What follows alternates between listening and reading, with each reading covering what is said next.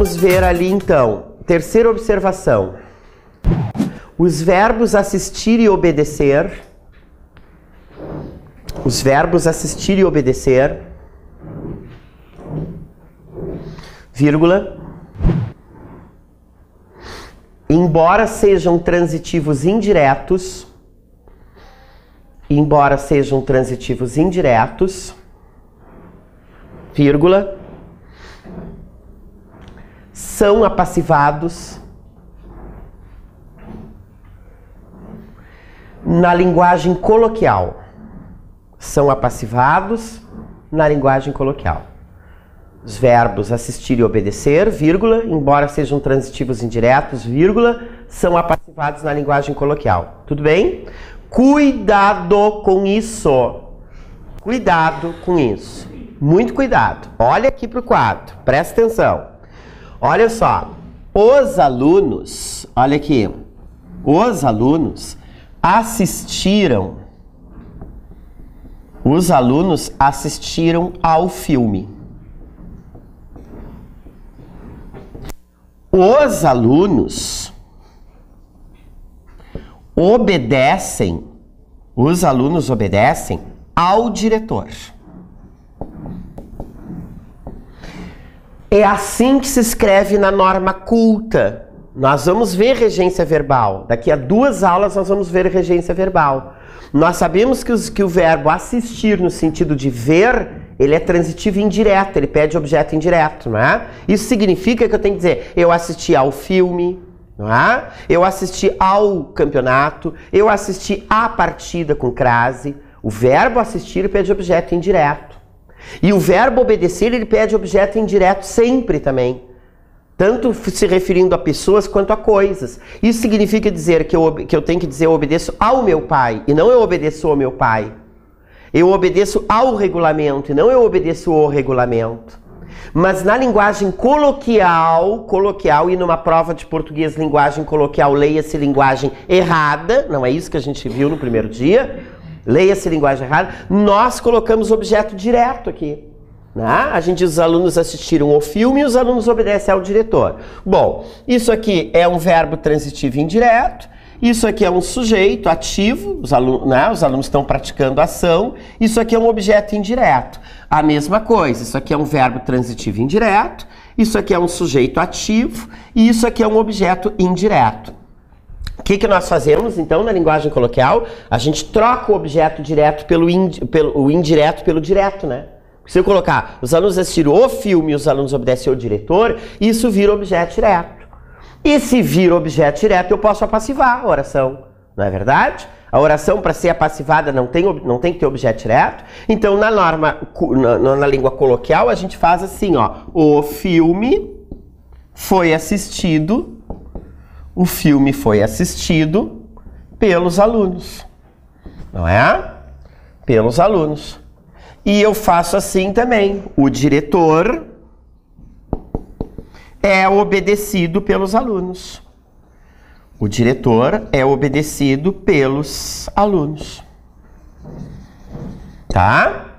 Então, na linguagem coloquial, nós vamos apassivar essas orações. Porque nós trocamos o objeto indireto pelo direto. Agora, isso que eu fiz aqui para a prova de português é errado. Vocês não vão fazer isso aqui numa prova de português. Se eles pedirem para vocês apassivarem orações, né, que tem os verbos assistir e obedecer, vocês não vão apassivar. Porque isso nós fazemos a linguagem coloquial. Na norma culta que é que eles pedem no concurso, isso não pode ser feito. Tudo bem? Certinho? Cuidado. Vamos para a 4ª observação agora.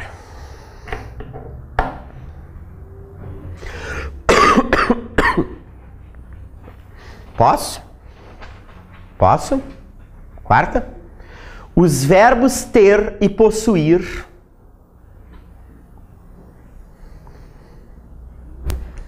Os verbos ter e possuir. Vírgula, embora sejam transitivos diretos, vírgula, embora sejam transitivos diretos, vírgula,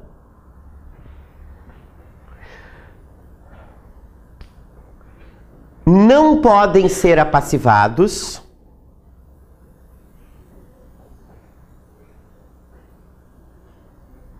vírgula, pois isso deixa a oração sem sentido.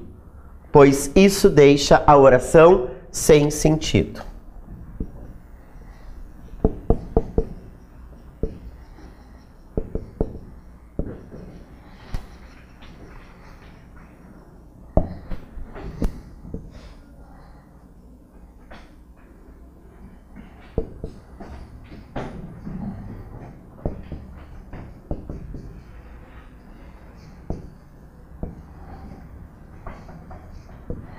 Maria teve muitos namorados. Teve é um verbo transitivo direto. Quem é que teve? Maria é o sujeito. Muitos namorados é o objeto direto. Teve o quê? Muitos namorados. Tá? Posso passivar essa oração? Posso. Gramaticalmente, sim. Tudo que é oração tem objeto direto pode ser passivado. Agora, passa isso aqui para a voz passiva. Olha que lindo vai ficar. Muitos namorados foram tidos por Maria. Fica completamente sem sentido. O fazendeiro possui milhares de vacas. Possui é um verbo transitivo direto. Quem é que possui o fazendeiro é o meu sujeito. Ele possui o quê? Milhares de vacas, objeto direto. Posso passivar essa oração? Posso, gramaticalmente sim, tem objeto direto. Agora, olha que beleza ficaria essa frase. Milhares de vacas são possuídas pelo fazendeiro. Parece que o fazendeiro transa com as vacas, né?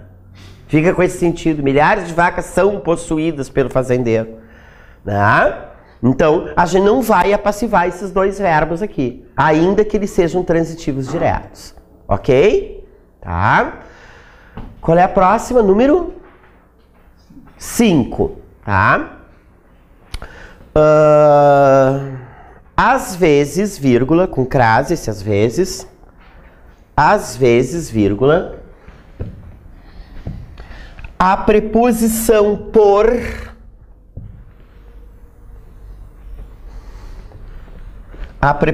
por que introduz o agente da passiva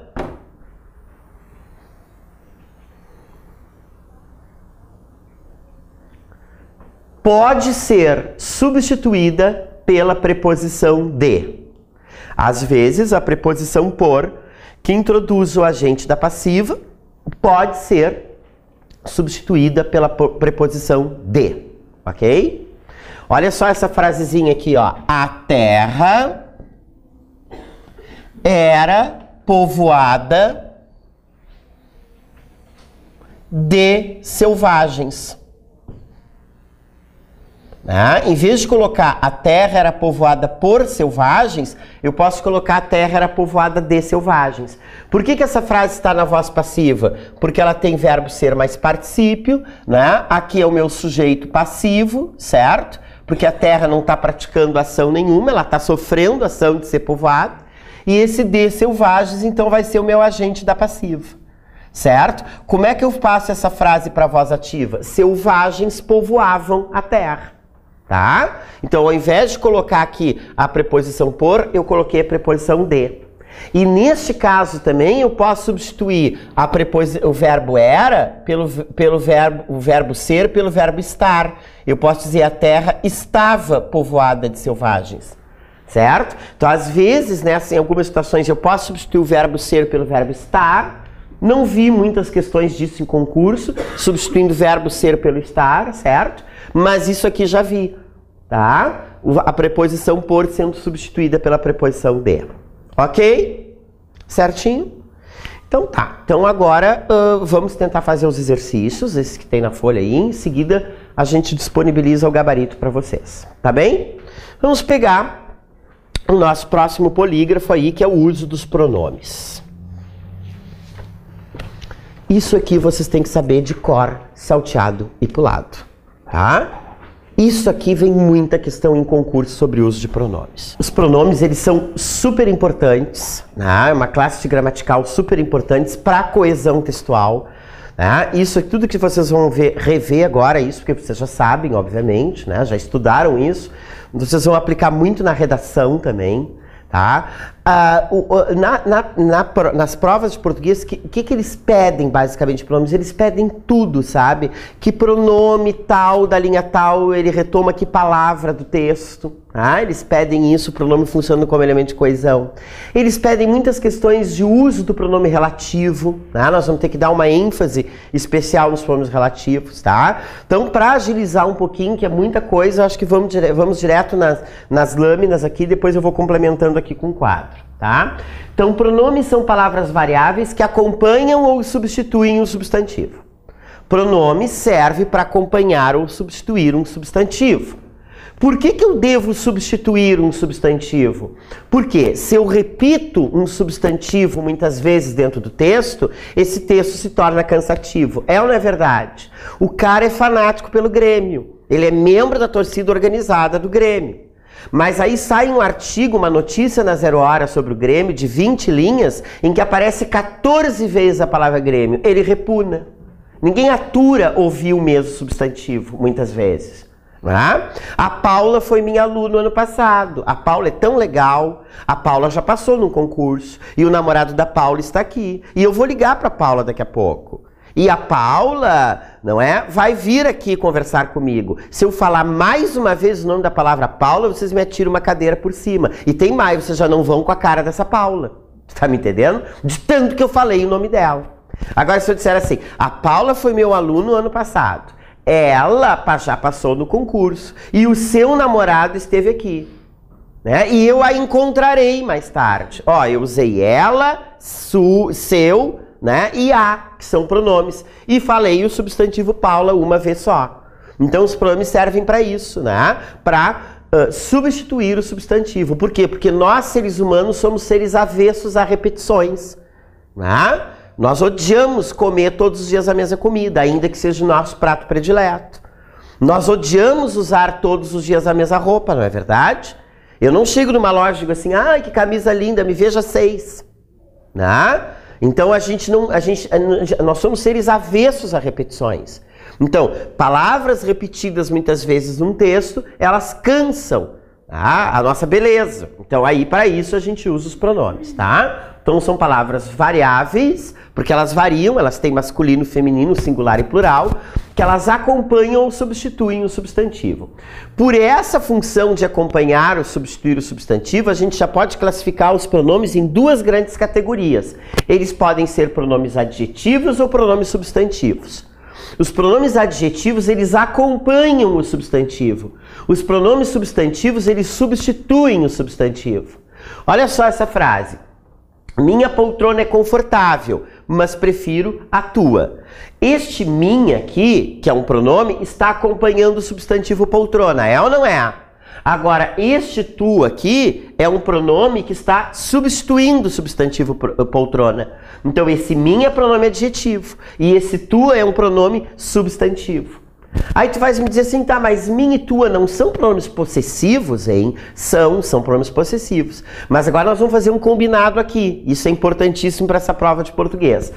Antes de vocês me dizerem se um pronome é indefinido, demonstrativo, possessivo e por aí vai, antes vocês vão me dizer se ele é adjetivo ou substantivo. Então, como é que vai ficar a classificação completa desse pronome minha aqui? Pronome adjetivo possessivo. E a classificação desse tua? Pronome substantivo possessivo. Tá? Então, quando o pronome acompanha o substantivo, ele é pronome adjetivo. Quando ele substitui o substantivo, ele é pronome substantivo. Tá? Vamos adiante. Agora vamos dar uma olhadinha nos pronomes pessoais.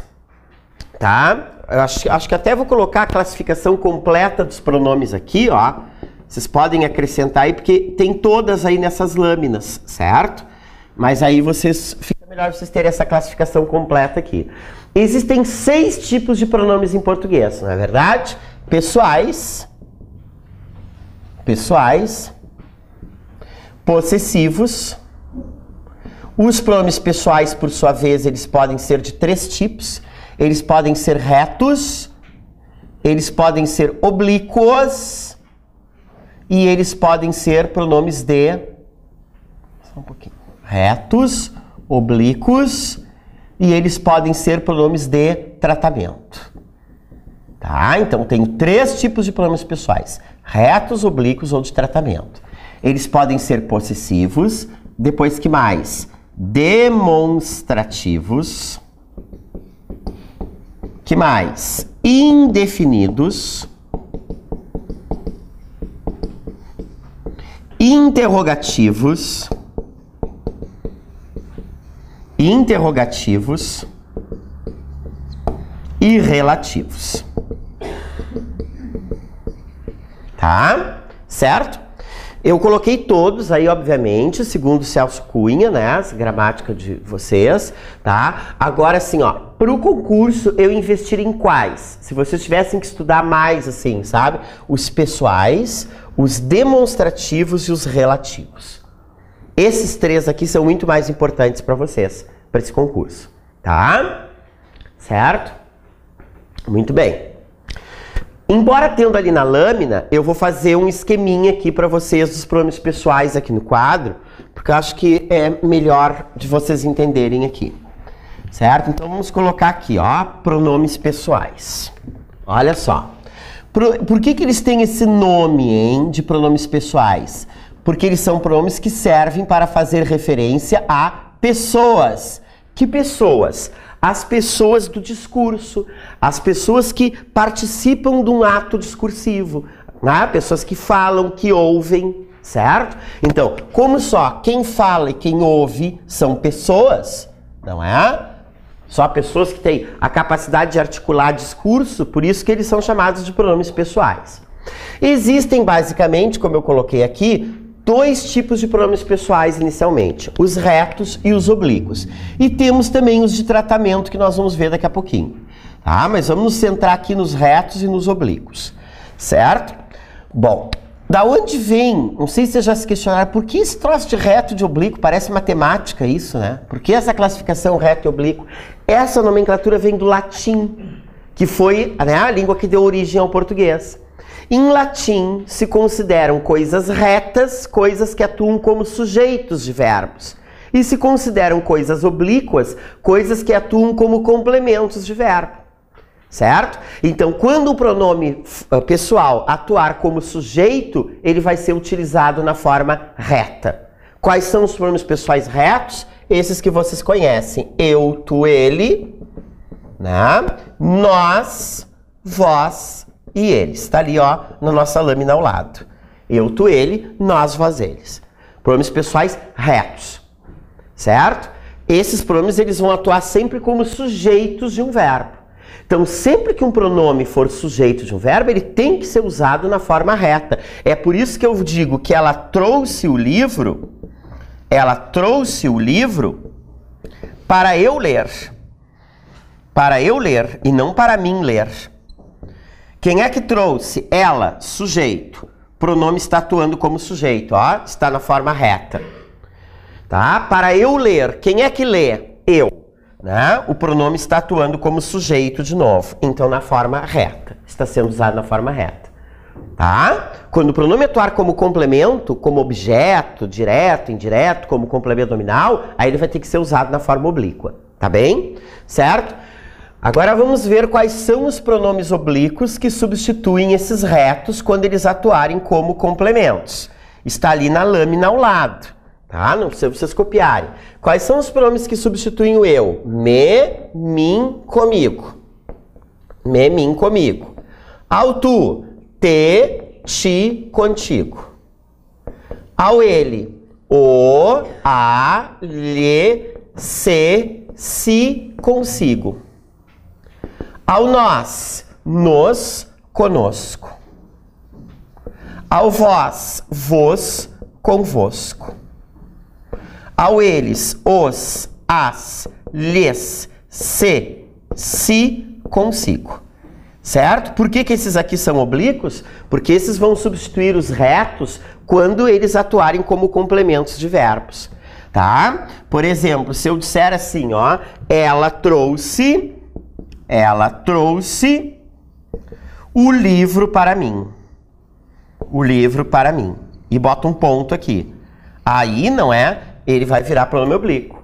Tá aqui o meu verbo. Quem é que trouxe ela? É o meu sujeito, representado por pronome reto. ela trouxe o quê? O livro, objeto direto. Para quem? Para mim, objeto indireto. O que é um objeto? É um complemento de verbo. Então, se o pronome está atuando como complemento de verbo, ele tem que ser usado na forma oblíqua. É por isso que eu vou dizer assim também, ó. Não há, quer ver como eu vou pegar vocês aqui? Não há divergências, tá? Entre mim e ti. Entre mim e ti. Ou não há divergências entre mim e meu pai. E não entre eu e meu pai. Como nós falamos na norma coloquial, né? Ó, não há divergências. Para começo de conversa, o verbo haver não tem sujeito aqui, porque ele é impessoal. Quando o verbo haver significa existir, ele não tem sujeito, ele é impessoal. Tá? Não há o quê? Divergências. É o meu objeto direto. O que é esse mim, entre mim e ti? É um termo preposicionado que está complementando o sentido de divergências, que é um substantivo abstrato. O termo preposicionado que complementa, né, um substantivo abstrato, ele se chama o quê? Complemento nominal. Então, se esses pronomes aqui estão atuando como complementos, eles têm que ser usados na forma oblíqua. Não há divergências entre mim e ti, entre mim e meu pai, entre mim e minha mãe. Tá? Então, sempre que o pronome atuar como complemento, ele vai ser utilizado na forma oblíqua. Tá? Essa é a diferença entre o pronome pessoal reto e o pronome pessoal oblíquo, ok? Muito bem. O que mais vocês sabem sobre esses pronomes pessoais aqui? Vocês sabem um monte de coisa. Só puxar pela memória. Vocês sabem que eu, tu e ele são pronomes de singular, não é verdade? E nós sabemos que nós, vós e ele são pronomes de plural. É ou não é? Por que essa coisa de singular e plural? Não sei se vocês já se deram conta. Nós é o plural de eu. O meu eu, mais o eu dele, mais o eu dele, os nossos 3 eu somados dá nós. Ok? O vós é o plural de tu. Tu, mais tu, mais tu, mais tu, mais tu, são vós. Certo? É que nós no Brasil substituímos esse vós por vocês.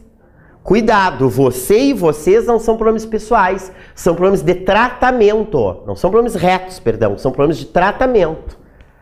Né? Porque em português o plural de tu é vós. Eu uso vós sempre quando eu tenho diante de mim vários tus. É que nós não usamos o vós no Brasil, mas em Portugal eles usam direto. Se eu estivesse dando essa aula em Portugal, eu diria assim: vós entendestes a matéria? Vós quereis que eu repita a explicação? Ide, fazei os exercícios, não tenhais medo. Por quê? Porque eu estou falando com vários tus aqui. No Brasil, como nós substituímos o tu, não é? Pelo você, nós vamos usar vocês aqui também. Tá? Esses dias a minha filha me revoltada lá estudando português, né? Eu fui, tu foste, ele foi, nós fomos, vós fostes. Por que manda as crianças conjugar um verbo no vós, né? Se não se usa mais. No Brasil nós não usamos. Usamos só na igreja, vós que estáis à direita do Pai, que é um outro uso, né? Para aquele, né? Para fazer referência a coisas sagradas, entidades sagradas, mas esse uso aqui, né? Diário, nós não fazemos o português. Então, minha filha, por quê? Eu digo, olha, minha filha, porque não é só no Brasil que se fala a língua portuguesa.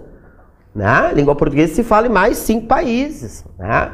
Portugal, Moçambique, São Tomé e Príncipe, coisa tal. E lá eles usam o vós. Tá? Então, o vós é o plural de tu. E o eles, obviamente, é o plural de ele. Tá? É isso. O que mais vocês já sabem sobre esses pronomes? Vocês sabem que o eu é a primeira pessoa do singular, o tu é a segunda pessoa do singular, o ele é a terceira pessoa do singular. O nós é a primeira pessoa do plural, o vós é a segunda pessoa do plural e o eles é a terceira pessoa do plural. Da onde vem esse troço de primeira, segunda e terceira pessoa? Da onde vem isso? Eu pergunto uma coisa para vocês. Quantas pessoas, no mínimo, tem que existir para que haja um diálogo, uma conversa? Quantas? Não. 3. Tem que existir no mínimo 3. Uma que fala, uma com quem se fala e a terceira de quem se fala. Neste momento agora aqui, nessa situação, quem é a primeira pessoa desse discurso? O Everson, a pessoa que fala. Se eu não chego aqui e não começo essa aula, ela não começa, ela não inicia. A segunda pessoa, quem são? Todos vós com quem eu estou falando. E a terceira pessoa desse discurso, qual é? Os pronomes, o assunto sobre o qual estou falando. Tudo bem? Agora, isso que eu quero mostrar para vocês. Entre esses pronomes oblíquos aqui, existem pronomes que são tônicos e existem pronomes que são átonos. Tônicos que tem som forte. Átono, né, que tem som fraco. Certo? Agora, nesse momento, me interessam os pronomes pessoais átonos, os fracos, que vocês têm na próxima lâmina ali, que estão grifados em vermelho. Quais são os pronomes átonos? Me, te, o, a, lhe e se.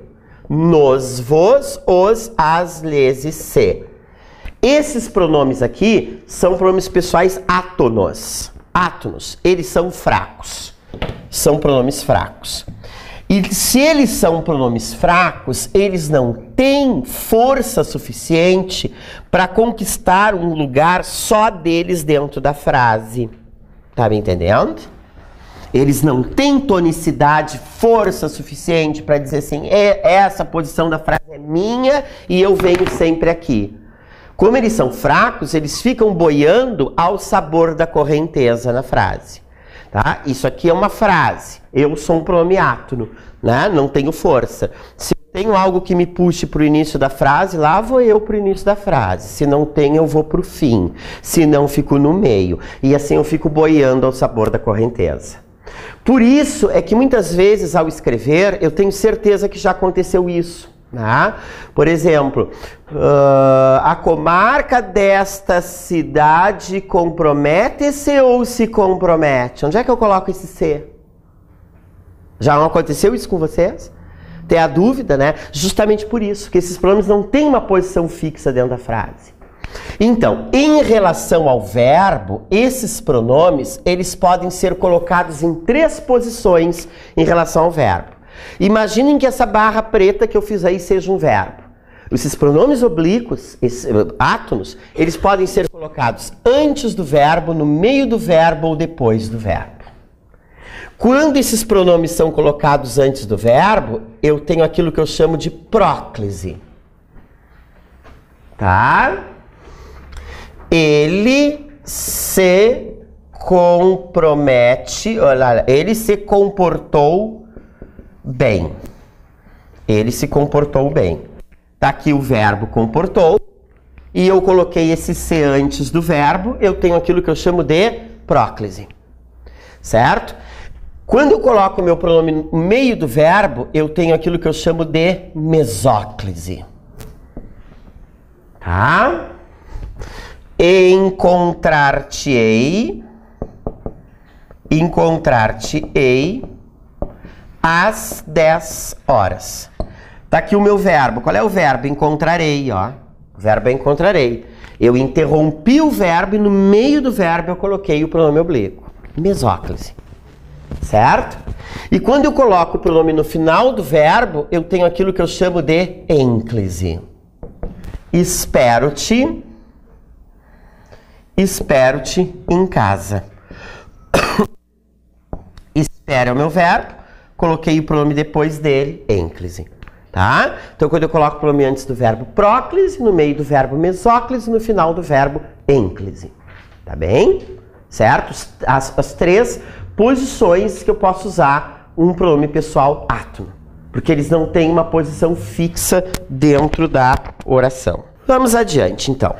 Bom, para vocês entenderem, eu não vou escrever aqui no quadro, senão vamos perder muito tempo. Agora nós vamos ver, então, quando é que a gente vai usar próclise, quando é que a gente vai usar mesóclise e quando é que a gente vai usar ênclise. O que eu disse para vocês? Que os pronomes átonos são palavras fracas. Assim como existem palavras fracas, existem também na língua palavras fortes que têm o poder de atrair as fracas para perto delas. Ok? Quando, não é, eu tenho um pronome oblíquo átono solto na frase, tem uma palavra forte que atrai esse pronome pula para perto da palavra mais forte, fica perto dela e antes do verbo, e eu tenho a próclise.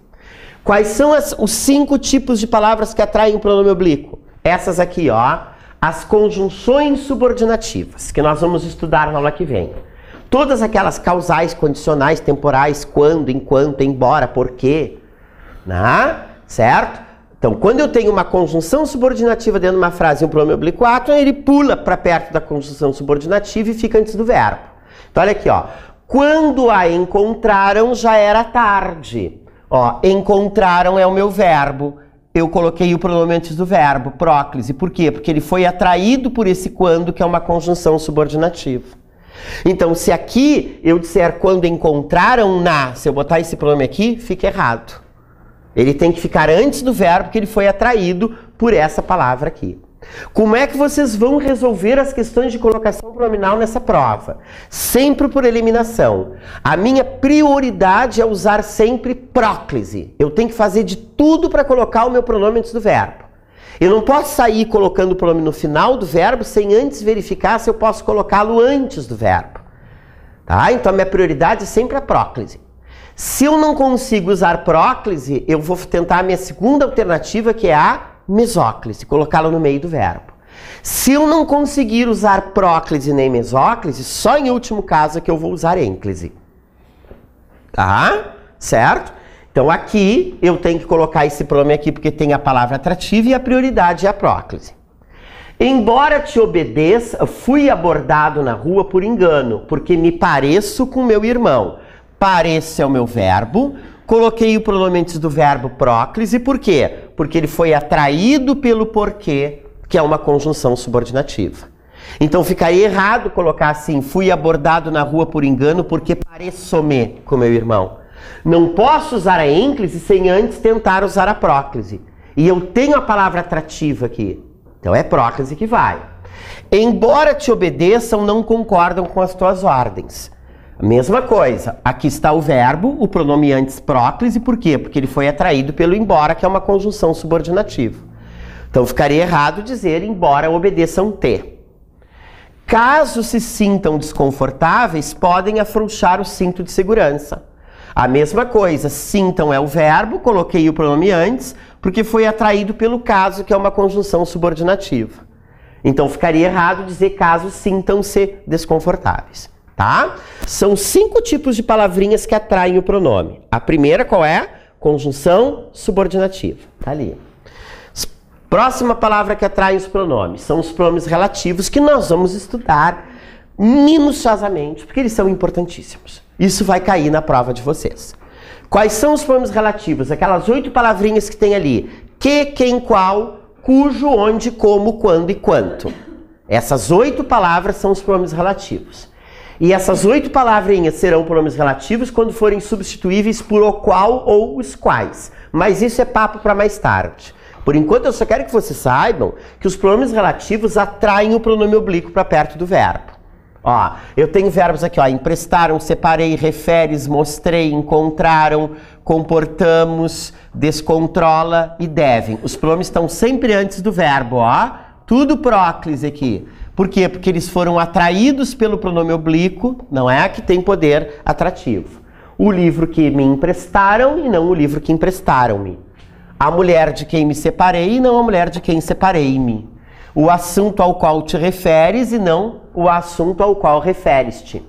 O medicamento cuja bula te mostrei, certo? E não o medicamento cuja bula mostrei-te. Tá bem? E por aí vai. Então os pronomes oblíquos sempre atraem o pronome átono para perto deles, eu uso próclise. Os pronomes relativos, obviamente. Os pronomes indefinidos, que nós vamos estudar daqui a pouquinho, também atraem o pronome oblíquo. Quais são os pronomes indefinidos? Tem vários, eu coloquei alguns aqui para vocês, ó. Alguém, ninguém, algum, tá? Aqui repetiu ninguém, todo, cada, tudo, nenhum, pouco, etc.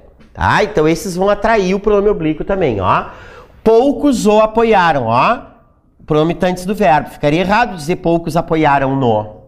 Ninguém me aturo, ninguém atraiu o me. Então fica errado dizer ninguém atura-me. Alguém te procurou. E não alguém procurou-te, o alguém atraiu o te. Nada se compare, não nada compara-se, e por aí vai. Tá bem? Os pronomes interrogativos também atraem o pronome oblíquo. Quais são os pronomes interrogativos? São só aqueles 4 ali, pessoal. que, quem, qual e quanto. Quando é que esses pronomes serão interrogativos? Quando eles estiverem em frases interrogativas diretas ou indiretas. Não sei se tu observas que esses pronomes também podem ser relativos, né? Eles serão relativos quando eles forem substituídos por o qual ou os quais. E eles serão interrogativos quando eles vierem em frases, em perguntas, diretas ou indiretas. Quem me denunciou? O quem atraiu-me. Próclise, e não quem denunciou-me. Qual aluna se retirou da sala? Né? E não qual aluna retirou-se da sala. Cuidado, a palavra que atrai o pronome não tem que estar pertinho, assim, do lado do pronome, ela tem que estar na mesma oração só. Que te fizeram para estares e não que fizeram-te. Quanto lhe devo e não quanto devo-lhe. Tá bem? Certo? As próximas palavras que atraem o pronome oblíquo, tá? São os advérbios. Certo? Só que tem que ser advérbio sem vírgula. A vírgula, ela acaba com o poder atrativo de qualquer palavra. A vírgula funciona como uma série como se essas palavras atrativas fossem imãs, né? E a vírgula funciona como uma fita isolante, ela acaba com o poder atrativo, né? Então vamos imaginar o seguinte, né? Que aqui o verbo jurídico quer fazer uma propaganda aqui do curso, enfim, não é? E aí ele vai colocar esse slogan aqui, né? Na propaganda. Aqui se ensina. Aqui é um advérbio que atraiu o se, próclise. Aqui se ensina. Agora vamos imaginar que o publicitário diga assim, mas vamos ressaltar esse aqui. Vamos dar uma ênfase a esse aqui. Quando a gente quer enfatizar um advérbio, o que a gente faz? A gente coloca vírgula nele, né? Para chamar mais atenção para ele. Se eu colocar uma vírgula depois desse aqui, esse advérbio perde o poder atrativo e eu tenho que usar ênclise. Tá? Então, quais são as palavrinhas que atraem um pronome oblíquo? Conjunções subordinativas, pronomes relativos, pronomes interrogativos, pronomes indefinidos e advérbios sem vírgula. Tá? Certo? Então, o que aconteceu? Eu peguei a minha questão lá do concurso, né? Que é de colocação pronominal. Procurei essas 5 palavras dentro da minha frase para usar a próclise. Não encontrei. Não tem essas 5 palavras ali. Então, isso significa que eu não posso usar próclise ali. Qual é a minha segunda possibilidade, então? A mesóclise. Certo? Então, na impossibilidade de usar a próclise, vamos à mesóclise. A mesóclise é usada só, então, com verbos do futuro do presente no futuro do pretérito. Tá? Então, olha aqui, ó. Vamos imaginar, deixa eu colocar aqui no quadro, só para mostrar na prática para vocês isso aqui. Eu quero te dizer assim, ó. Tá? Amarei, mas te para sempre. Né? Temos aquela regrinha que diz que eu não posso iniciar a frase com pronome oblíquo átono. Eu já expliquei para vocês por quê.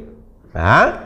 Que tem essa regra, embora a gente não cumpra, que não se pode. Até porque é uma questão lógica, né? Eu não acabei de dizer que para usar próclise tem que ter palavra atrativa na frase? Cadê a palavra que me atrai esse T para cá se a frase está mal começando? Né? Então não tenho palavra atrativa aqui, não posso usar a próclise. Qual é a minha segunda possibilidade? A mesóclise. O verbo está no futuro do presente, então eu posso usá-la. Como é que a gente faz para usar a mesóclise? Interrompe-se o verbo sempre no último R, coloca-se o pronome e o restinho do verbo. Né? Então, amarei, mas... Opa! Tá? Interrompo o verbo no último R, coloco o pronome e o restinho do verbo. Então fica amar-te-ei para sempre. Deus o livre. Criatura me chegar, amar-te-ei para sempre, é melhor não me amar, né? Tá? Então aqui é a mesma coisa aqui, ó. Ajudaria mais ter se pudesse, ó. Não posso dizer te ajudaria que eu não tenho nada que me atrai o pronome. Interrompo o verbo no último R, ajudar-te-ia se pudesse. Tudo bem? Tentei usar a mesóclise. Tentei usar a próclise, não foi possível, não tenho palavra atrativa. Tentei usar a mesóclise, não deu, o verbo não está nem no futuro do presente, nem no futuro do pretérito. O que me resta, então? A ênclise. Tá? Então, utiliza-se nos demais casos, ou seja, quando não for possível usar nem a próclise nem a mesóclise. Meu pai e seus colegas de trabalho convidaram-me para pescar. Ó, eu não tenho nada que me atraia esse me para cá. Não tem conjunção, não tem pronome de nenhuma natureza, não tenho advérbio sem vírgula. Ah, se eu tivesse colocado ontem aqui, aí eu teria um advérbio que me atrairia o pronome, mas não tem. Então não posso usar próclise. Mesóclise não dá porque convidaram está no pretérito. Ah, não está no futuro, não está nem no futuro do presente nem no futuro do pretérito. Está no pretérito perfeito, então não posso usar mesóclise. O que me restou? A ínclise. Certo? Bom, colocação dos pronomes oblíquos às locuções verbais. Nós não temos uma regra que preceitue em gramática nenhuma, certo? A colocação de pronome oblíquo em locução verbal, certo? Já vamos parar um pouquinho aqui para falar um pouquinho para vocês o que é locução verbal. O que é locução verbal? Se vocês quiserem anotar aí, eu acho interessante, até porque nós vamos precisar disso em outras aulas, certo? Locução verbal. Que vem a ser uma locução verbal. Quando eu dei vozes, né? Falei em locução verbal, vocês nem me perguntaram lá o que era, né? Vamos explicar direitinho aqui. Locução verbal, então, é uma expressão formada por dois ou mais verbos que equivalem a um verbo só. As locuções verbais mais comuns em língua portuguesa são aquelas com dois verbos, certo? Então, locução verbal é uma expressão formada por dois verbos que equivalem a um verbo apenas. Ou seja, uma locução verbal é isso aqui, ó, um verbo do lado de outro verbo que equivale a um verbo só. Quando eu posso substituir os dois verbos da minha frase por um só, eu tenho ali uma locução verbal. Só que esses dois verbos aqui, eles não são dois verbos quaisquer. O primeiro verbo da locução, esse aqui, chama-se auxiliar. E o segundo verbo da locução, esse aqui, chama-se principal. Tá? Então, o primeiro verbo da locução se chama auxiliar. O segundo verbo da locução chama-se principal. Tá bem? Certo? Todos os verbos podem funcionar como verbos auxiliares, mas a maioria dos casos em língua portuguesa funcionam como verbos auxiliares esse aqui, ó, o ser, o ter, o haver, o estar e o ir. Certo? O verbo auxiliar da minha locução, ele pode estar no tempo que eu bem entender. Presente do subjuntivo, imperfeito do subjuntivo, futuro do pretérito, futuro do presente. Este primeiro verbo aqui pode estar no tempo que eu bem entender. Agora, o meu verbo principal não. O meu verbo principal ele tem que estar obrigatoriamente flexionado numa das suas três formas nominais. Nós vimos hoje. Quais são as formas nominais do verbo? O infinitivo, o gerúndio e o particípio. Tá? Certo? Então o verbo principal tem que estar uma dessas três formas aqui. Vamos recapitular uma coisa aqui, pessoal. Um pouquinho. Locução verbal é uma expressão formada por dois verbos que equivalem a um verbo só. O primeiro verbo da locução verbal, esse aqui, chama-se auxiliar. Geralmente é um desses aqui, pode estar no tempo que eu bem entender. O segundo verbo da minha locução verbal chama-se principal. E ele tem que estar flexionado no infinitivo, no gerúndio ou no particípio. Tá? Então vamos lá? Olha só. Eu vou estudar quando chegar em casa. Ó. Verbo auxiliar no presente, verbo principal no infinitivo. Eu vou estudar quando chegar em casa é o mesmo que eu dizer que eu estudarei quando chegar em casa. Então, se eu posso trocar esses dois verbos por um, tá bem? Eu tenho uma locução verbal aqui, certo? Eu estou estudando para esse concurso. Ó. verbo auxiliar no presente, verbo principal no gerúndio. Eu estou estudando para este concurso é a mesma coisa que eu dizer que eu estudo para esse concurso. Se eu posso substituir os dois verbos por um só, trata-se de uma locução verbal. Eu tenho estudado muito ultimamente. Verbo auxiliar no presente, verbo principal no particípio. Eu tenho estudado é a mesma coisa dizer que eu estudei ou que eu estudo muito ultimamente. Então eu tenho 3 locuções verbais aqui. Agora eu não sei se vocês conseguiram entender por que o segundo verbo da locução, esse aqui, ó, chama-se verbo principal. Por quê? Porque na hora de substituir os dois verbos por um só, vai predominar sempre o último, que é o principal. Tá? Aí quando a locução verbal tiver 3 ou 4 verbos, como é que eu vou saber qual é o verbo principal? Sempre será o último. Porque na hora de fazeres a substituição, é o último verbo que irá predominar. Ok? Certo? Bom, quando se trata de uma locução verbal, a colocação pronominal ela fica muito complicada, né, pessoal? Porque qual é o verbo que eu vou considerar para efeito de colocação? Eu boto o pronome aqui, no meio desse, no meio dos dois, no meio desse aqui, no meio desse aqui. Onde é que eu vou colocar? Como é que eu vou fazer a minha colocação pronominal aqui? Ah? Não existe regra gramatical que ensine isso. Os gramáticos lavam as mãos, não dizem nada sobre isso. Como não tem regra gramatical, o que nós temos que fazer? Isso eu estou falando mais para a redação, viu? Como não tem regra gramatical, quando se tratar de colocação de pronome em locução verbal, eu vou fazer minha colocação de ouvido. E o corretor da redação tem que aceitar a minha colocação. Desde que ela não fique esdrúxula, feia. Mas nós, brasileiros, não corremos o risco de fazer uma colocação feia. Um estrangeiro até faz, né? Que não tem o ouvido acostumado à língua. A gente não corre esse risco. E o corretor tem que aceitar a tua colocação. Tá? Olha só, presta atenção nisso. Então eu tenho aqui 3 possibilidades de colocação pronominal em locução verbal. Primeiro, quando eu tenho uma locução verbal formada por um verbo auxiliar qualquer em qualquer tempo e o segundo verbo principal no particípio. Esse tipo aqui, ó, vou estudar. Eu tenho 3 possibilidades de colocação pronominal aqui, ó. Na tua lâmina, faz uma bolinha aqui, antes do auxiliar. Faz uma bolinha aqui. Faz uma bolinha aqui no meio, que fique o sinal de mais dentro da bolinha. E faz uma outra bolinha depois do infinitivo ali. Então tu podes colocar o teu pronome antes do primeiro verbo, no meio dos dois ou no final do segundo. Ok? Então olha aqui, ó. Olha essa frase aqui. O fato se vai repetir. Eu tenho uma locução verbal aqui, ó. Vai repetir. Verbo auxiliar e verbo principal no infinitivo.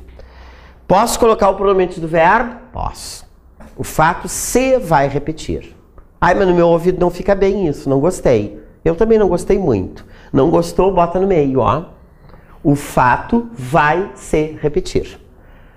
Só que agora tu tem que colocar um hífen aqui.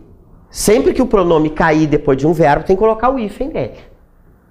O fato vai se repetir. Ah, não gostei também, não soou bem ao meu ouvido. Então coloca depois do segundo verbo. O fato vai repetir-se.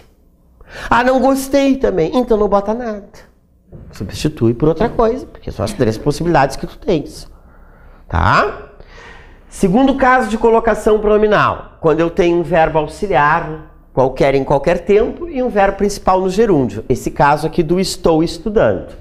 Eu também tenho 3 possibilidades. Posso colocar o pronome antes do primeiro verbo, no meio dos dois e depois do segundo. Faz as bolinhas aqui. Uma antes do auxiliar, outra no meio, com sinal de mais, e outra lá depois do gerúndio, que nem tu fizeste anteriormente. Então olha aqui, ó. O fato se vem repetindo. Verbo auxiliar no presente, verbo principal no gerúndio, e eu coloquei o pronome antes do primeiro verbo. O fato se vem repetindo.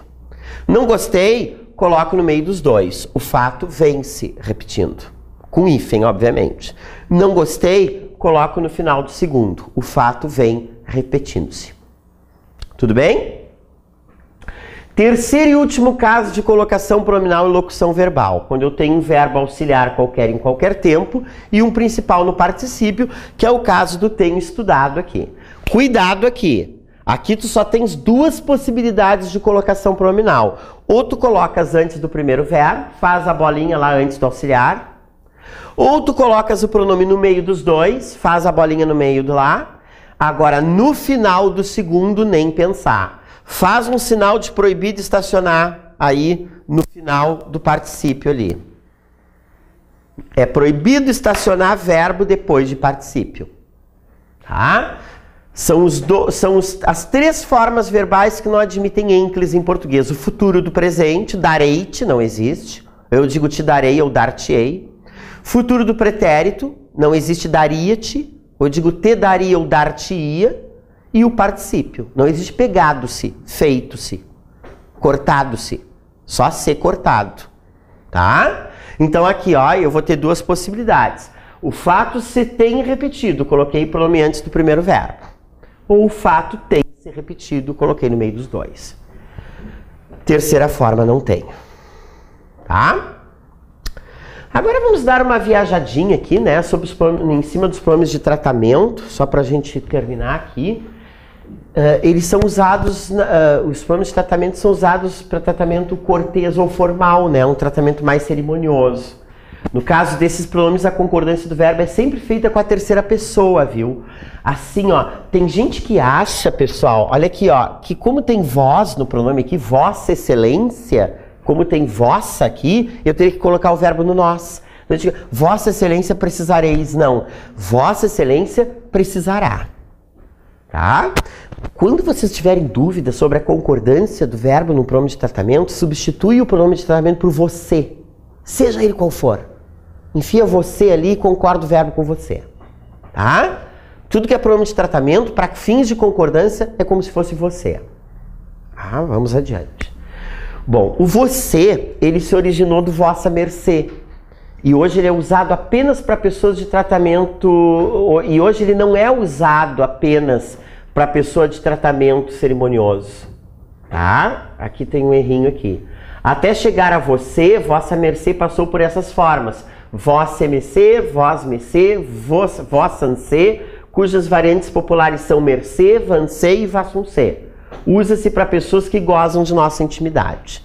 Tá? Antigamente ele tinha um caráter cerimonioso e hoje não tem. Tá? O senhor e suas variações, senhoras, senhores, a gente vai usar para pessoas que merecem respeito ou pessoas de quem exigimos respeito. Né? Antes de nomes, convém usar inicial maiúscula, senhor Luiz, senhora Luísa. O vossa senhoria e variações vossas senhorias, nós vamos usar para quê? Hein? O que é isso aí? Um militar, né? Mas não de patente muito alta, né? Então nós vamos usar para comerciantes em geral, oficiais até a patente de coronel, chefes de seção e funcionários de igual categoria. Tá? Certo? Então, por exemplo, a diretora da minha escola, ela é uma funcionária graduada, vossa senhoria. Tá? Um chefe de cartório lá no fórum, vossa senhoria. Tá?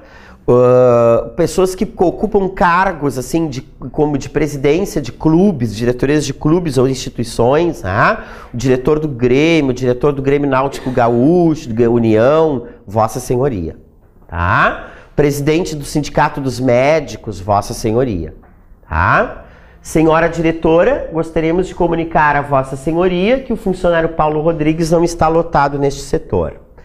Vossa excelência é o mais usado de todos. E a variação vossas excelências. Aqui nós vamos utilizar para cargos, né? Para qualquer... Não, na época estava do negócio do mensalão, quando eu fiz isso aqui eu botei de propósito ali, né? Então assim, ó, nós vamos usar para qualquer autoridade de qualquer um dos três poderes, executivo, legislativo e judiciário, tá entendendo? Então, por exemplo, assim, ó, presidente da República, ministro, deputado federal, certo? Governador, tá? Secretários de governo, tá? Juízes estaduais, tudo vossa senhoria, tá? Então nós vamos usar a vossa senhoria para autoridades do poder executivo, legislativo e judiciário de qualquer uma das esferas, estadual, federal ou municipal, tá? Deputado estadual, Vossa Senhoria. Vossa Excelência, perdão, Vossa Excelência. O vereador, a gente costuma usar Vossa Senhoria, né? Nas autoridades municipais do Legislativo, Vossa Senhoria. Mas de estadual em diante, Vossa Excelência, tá? Usa-se para oficiais de patente superior de coronel, senadores, deputados, embaixadores, professores de curso superior também, ministros de Estado, presidente da República, aí é sempre por extenso, né? Quando for o presidente da República não se abrevia, e outras autoridades de relevo social.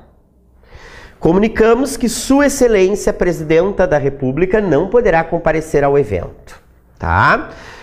Quando é que a gente usa Vossa Excelência e quando é que a gente usa Sua Excelência? Vossa Excelência é quando eu estou falando com a pessoa. Sua Excelência é quando eu estou falando da pessoa. Ok? Tá? Então vamos imaginar o seguinte, né? Que a Cristina é juíza, eu sou secretário dela, né? Eu sou secretário dela. Aí chega o Fábio, que é meu amigo, tem um processo que está para ser julgado com ela, não é? E ele tem pressa e o processo dele está lá embaixo na pilha. E ele diz assim, já que tu trabalha com a juíza, vê se me dá uma força para ela julgar meu processo primeiro, né? Aí eu chego para doutora Cristina e digo assim, Vossa Excelência poderia julgar o processo do meu amigo, né, que está com pressa, assim? Aí ela diz, não, eu não abro precedentes nesse sentido. Não posso fazer isso. Aí eu chego para ele e digo assim, Fábio, tu me desculpa, eu falei com Sua Excelência, mas ela não pôde atender ao teu pedido. Tá? Então, quando eu estou falando com ela, Vossa Excelência. Se eu estou falando dela, Sua Excelência. Tá bem? Vossa Eminência, variações Vossas Eminências, é para cardeais, eu não vejo possibilidade disso cair num concurso. Eu investiria no Vossa Senhoria e no Vossa Excelência, tá? Para cardeais, etc e tal. Tá? Vossa Alteza e variações Vossas Altezas para príncipes, né? Não vai cair príncipe nesse concurso, né? Acho que na profissão de vocês não vão se dirigir para um príncipe nunca, né? Certo? E duques também. Tá? Depois aqui a gente tem Vossa Majestade, que também não vejo possibilidade de cair nessa prova, para reis, imperadores.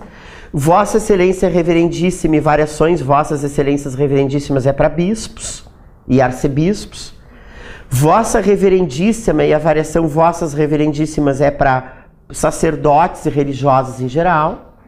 Tá? Vossa Paternidade, Vossas Paternidades é para freiras, tá? Para superiores de ordens religiosas, né? Essa freira é bem interessante aqui. Eu queria ir para esse convento, né?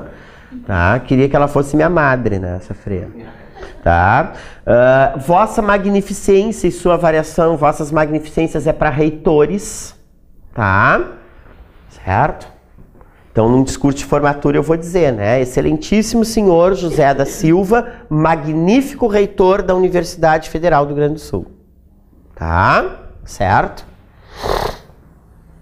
Vossa Meritíssima e suas variações Vossas Meritíssimas é para juízes, obviamente, tá ali. Vossa Santidade é para o Papa, tá? E também se escreve por extenso. Vossa Onipotência, sempre escrito por extenso, usa-se para Deus. Acho que não vai cair uma redação pedindo para vocês se dirigirem a Deus, então, tá? Aí tem algumas observaçõezinhas ali, né? A gente usa o tratamento para juiz também. Vossa Excelência, sim, porque aí tu recai naquele negócio que ele é uma autoridade estadual, né? Do judiciário. Pode ser as duas coisas. Né? Geralmente, se for meritíssimo, a gente usa assim, né? Vossa Excelência. Não, quando eu tô falando assim, Sua Excelência, o meritíssimo juiz tal, né? A gente coloca como complemento, né? Mas pode usar os dois. Tá? Aqui tem umas observaçõezinhas que eu queria que vocês lessem em casa, tá? E aqui temos os pronomes possessivos, que eu acho melhor deixarmos para a próxima aula, sim ou não? Vocês já estão cheios, né? Então, na aula que vem nós vamos ter que terminar os pronomes, ver o uso do artigo e entrar na matéria da semana.